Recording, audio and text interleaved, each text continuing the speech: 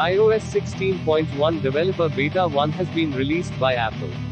User can expect public Beta 1 to be available later this week. One of the banner features of iOS 16.1 is live activities.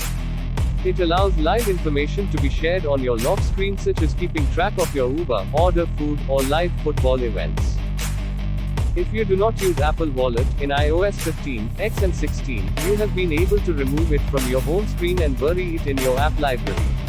With 16.1, you can now completely delete the app. With iOS 16.1, prompt to change the lock screen edit. Before going into editing, you can choose whether to edit the lock screen or the home screen. The menu has been moved from the bottom to the top left corner. It is far easier to read and use than in 16.0 and earlier. iOS 16.1 adds battery percentage to older phones such as iPhone 11, XR, 13 mini, 12 mini. In battery health and charging, there's a new clean energy charging switch.